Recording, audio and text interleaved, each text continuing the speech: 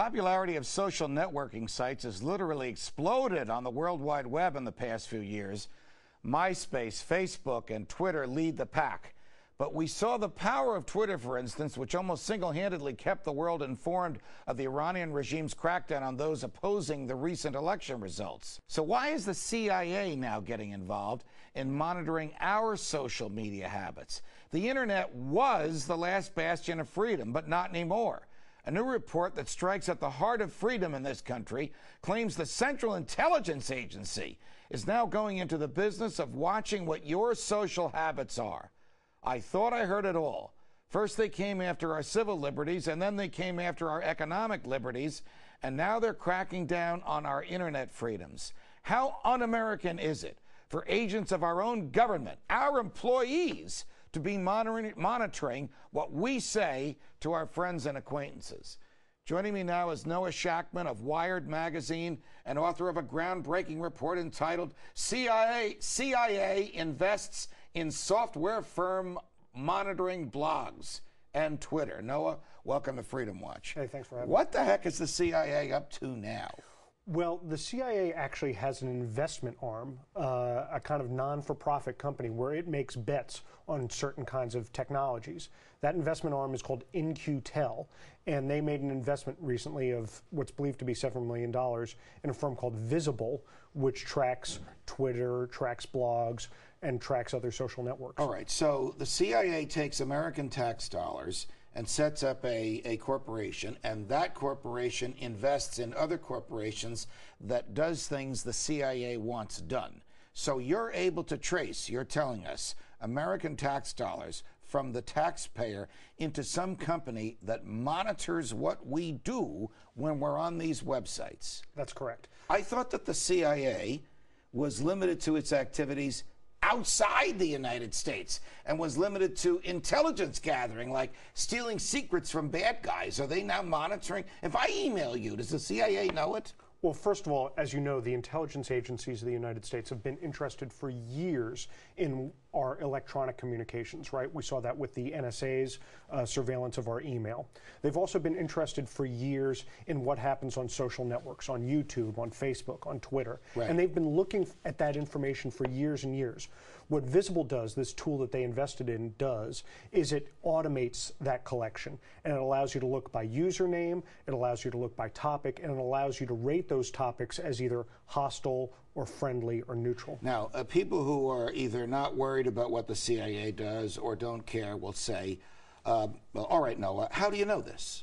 So how do we know it? How do we know it? Because the company itself says that the information it collects can either be foreign or it can be domestic. And they already do this kind of information collection for corporate clients like Microsoft and, strangely, like Hormel, the company that makes Spam.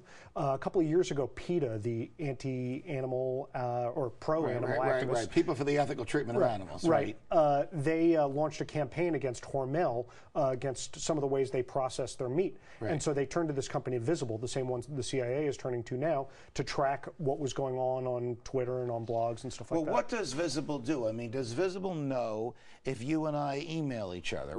No, it doesn't. Well, what is it that they find out, and about whom? Okay, so it's purely public information at this point. So if you update your public Twitter status, they're going to check that. If you leave a message on Amazon.com about whether you liked a book or not, that's public, and they're going to be able to monitor that. If I buy a book from Amazon, will they know that? Because that's not public, is it? That's not public. Now, of course, there are many other things going on in America's intelligence agencies that might look at some of those kind of histories, but this specific tool, this specific investment is just about public conversations.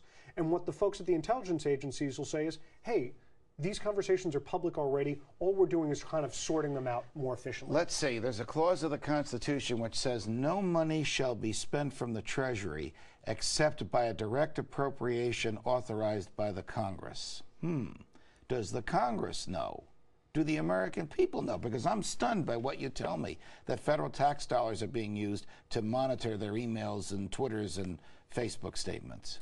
Right, and it's one of a number of different technologies that this company, In-Q-Tel, invests in. For example... What else is the CIA invested in? Well, interestingly, a couple of years ago, they invested in a company called Keyhole, which took satellite imagery and turned it into a usable map.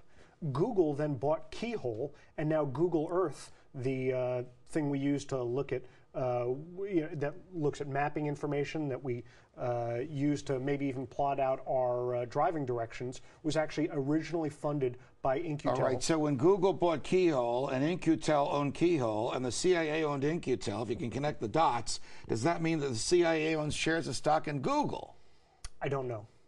All right, is there any end to their voracious appetite to following the private, free activities of Americans in America? They would argue that all they're doing is monitoring foreign media. I, however, am not content to just to rest on their assurances. Well, wait a minute. Facebook, Twitter, they're not foreign. They're here. Correct. I mean, one of them's even in this very building that we're in now. Right. So the CIA is still saying we're only worried about foreigners, we're not worried about Americans? Look, that's what they say.